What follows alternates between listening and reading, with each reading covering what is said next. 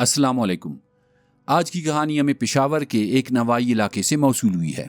ये वाक़या गुल खां खटक ने ईमेल के ज़रिए हमारे साथ शेयर किया है, तो आइए उनकी कहानी उन्हीं की ज़बानी सुनते हैं। वो कहते हैं, मैं जानता हूँ जो कुछ मैं बयान करने जा रहा हूँ वो सुनने में किसी डरावनी कहानी जैसा लग सकता है, लेकिन ये वाक़या हकीकत में मेरे और मेरी अहलिया के साथ पेश आया था।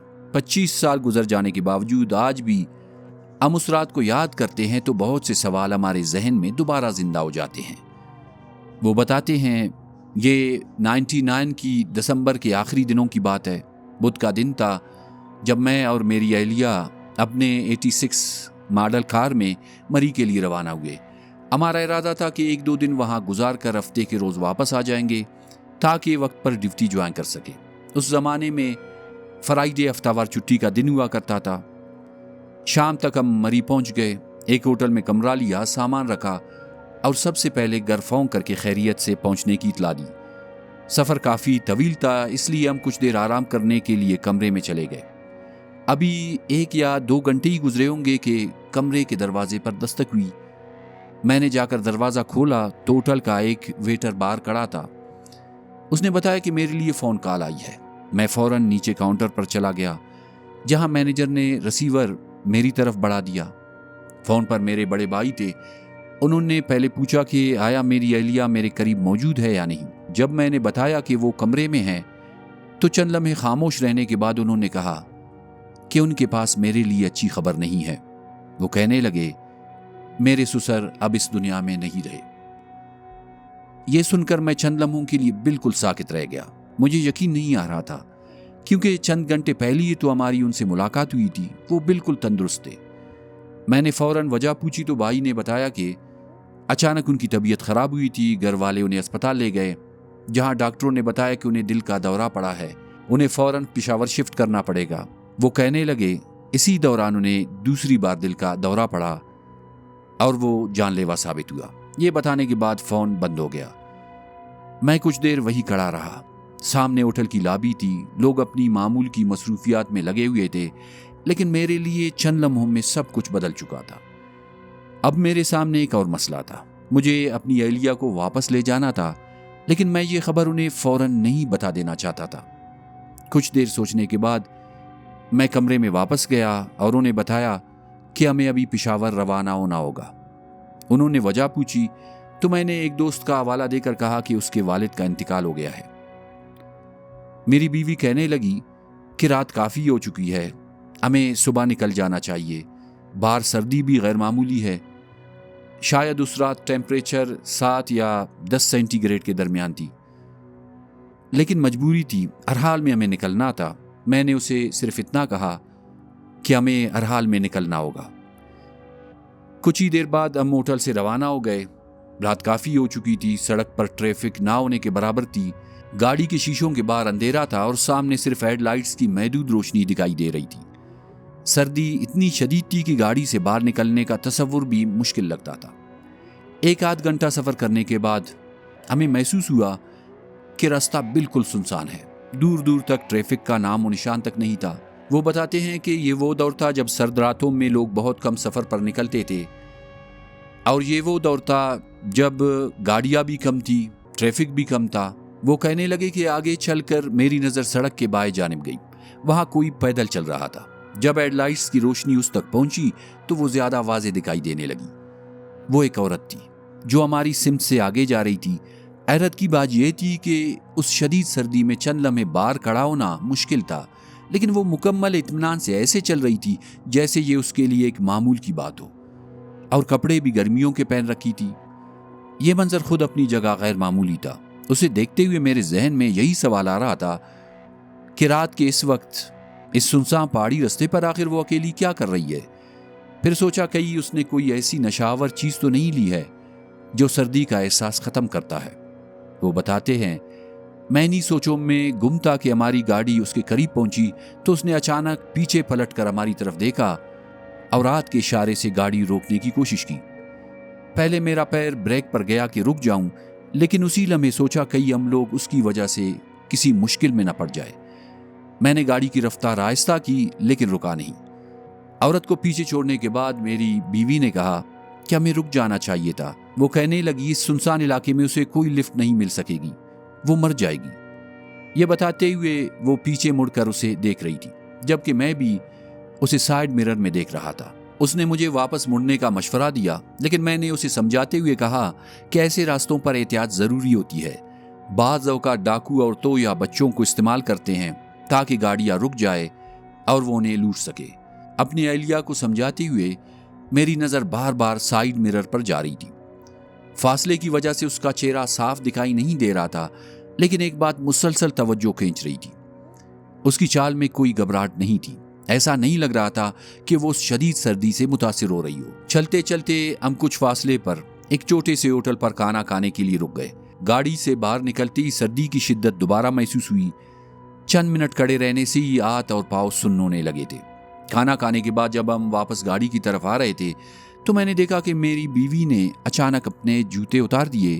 وہ ننگے پیر چند قدم چلی، لیکن فوراً رک گئی اور جلدی سے دوبارہ جوتے پہن لیے۔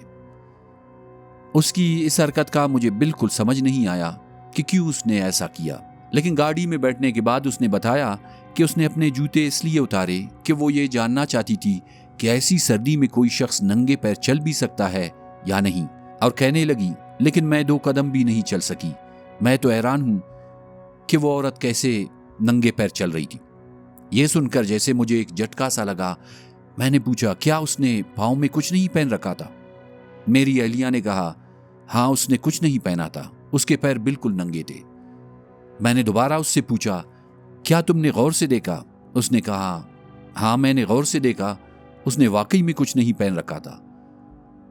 میں خوفزدہ ہو گیا۔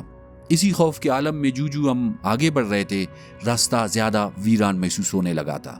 دونوں طرف پہاڑ تھے اور سڑک دور تک اندھیرے میں گم ہوتی جا رہی تھی۔ کافی دیر سے ہمیں کوئی دوسری گاڑی نظر نہیں آئی تھی۔ ہیڈ لائٹس کی روشنی سڑک کے ایک محدود حصے کو روشن کرتی اور پھر باقی سب کچھ تاریکی میں چھپ جاتا۔ اسی دوران کچھ فاصلے پر روشنی کی دائرے میں ایک دھندلا سا سایہ دکھائی دیا۔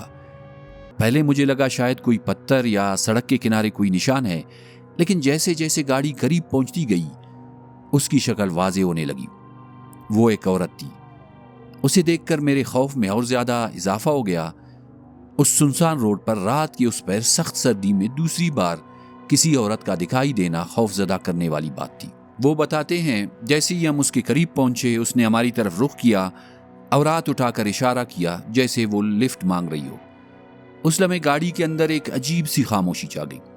خوف اور حیرت کے عالم میں میری اہلیہ نے فوراً میری طرف دیکھا۔ میں نے بھی خوفزدہ نظروں سے اس کی طرف دیکھا۔ ہم دونوں کے چہروں پر پریشانی تھی، لیکن ہم میں سے کسی نے کچھ نہیں کہا۔ دونوں خاموش رہے۔ اصل میں وہ وہی عورت تھی جسے ہم پیچھے چھوڑ آئے تھے۔ پریشان کر دینے والی بات یہ تھی کہ اس پورے رستے میں کوئی گاڑی ایسی نہیں تھی جو ہمیں کراس کر کے آگے نکل گئی ہو۔ اس سمے میں نے غیر ارادی طور پر گاڑی کی رفتار بڑھا دی۔ میری اہلیہ شاید پیچھے مڑ کر دیکھنا چاہتی تھی، لیکن میں نے انہیں ایسا کرنے سے منع کر دیا۔ اس وقت میری پوری توجہ سڑک پر تھی اور میری کوشش تھی کہ جتنا جلد ممکن ہو اس مقام سے دور نکل جائے۔ کبھی کبھار میری نظر گاڑی کی سپیڈ پر جاتی، پھر دوبارہ سڑک پر آ جاتی، لیکن ذہن بار بار اسی واقعے کی طرف لوٹ جاتا تھا۔ جب ہم شہر کے قریب پہنچے تو میں نے فیصلہ کیا کہ اب اپنی اہلیہ کو اس کے والد کے بارے میں بتا دینا چاہیے۔ میں نہیں چاہتا تھا کہ گھر پہنچ کر اچانک لوگوں کا ہجوم یا کوئی غیر متوقع منظر انہیں مزید صدمہ پہنچائے۔ کچھ دیر خاموش رہنے کے بعد میں نے اسے بتایا کہ اللہ تعالیٰ اسے صبر دے، اب اس کا والد اس دنیا میں نہیں رہے۔ یہ سنتے ہی اس کا رنگ پیلا پڑ گیا۔ چند لمحے وہ بالکل خاموش رہے، جیسے اس کا ذہن یہ فیصلہ نہیں کر پا رہا ہو کہ اس نے کیا سنا ہے۔ دوبارہ میں نے اسے یہ بات بتائی۔ اب کی بار وہ چیخ چیخ کر رونے لگی۔ میں نے اسے دلاسا دیا۔ وہ کہنے لگی مری روانہ ہوتے وقت تو ان کے والد بالکل خیریت سے تھے، پھر اچانک ایسا کیا ہو گیا؟ میں نے اسے وہی بات بتائی جو فون پر مجھے بتائی گئی تھی، کہ انہیں دل کا دورہ پڑا اور پشاور منتقلی کے دوران وہ رستے میں انتقال کر گئے۔ اسی لمحے میں نے گاڑی کا رخ سیدھا اپنے سسر کے گھر کی طرف موڑا۔ ہم رات کے 3:30 بجے وہاں پہنچے، لیکن جب گھر کے قریب پہنچے تو ایسا نہیں لگا کہ کوئی فوتگی ہوئی ہے۔ گلی میں مکمل خاموشی تھی، نہ باہر لوگوں کا ہجوم تھا، نہ موٹر سائیکلوں یا سائیکلوں کی قطار، نہ روشنی۔ ہمارے علاقے میں اگر کسی کا انتقال ہو جاتا تو رات کے وقت بھی لوگ جمع ہو جاتے تھے، لیکن وہاں کوئی بھی موجود نہیں تھا۔ میں نے گھر کے سامنے گاڑی روک دی۔ ہم دونوں جلدی سے نیچے اترے اور گھر کے گیٹ کی طرف بڑھے۔ میری اہلیہ روتے ہوئے گیٹ پر تیزی سے دستک دینے لگی، لیکن اندر سے کوئی جواب نہیں آ رہا تھا۔ تقریباً 10-15 منٹ بعد آخرکار گیٹ کھلا، لیکن گیٹ کھلتے ہی جو منظر ہمارے سامنے تھا وہ سخت حیران کر دینے والا تھا۔ ہمارے سامنے میرا سسر کھڑے تھے۔ وہ بالکل خیریت سے تھے۔ میری اہلیہ چند لمحوں تک انہیں دیکھتی رہی، جیسے انہیں یقین نہ آ رہا ہو کہ وہ واقعی ان کے سامنے موجود ہے۔ پھر وہ آگے بڑھی اور اپنے والد سے لپٹ کر رونے لگی۔ یہ دیکھ کر میرا سسر خود پریشان ہو گئے، گھبرا گئے۔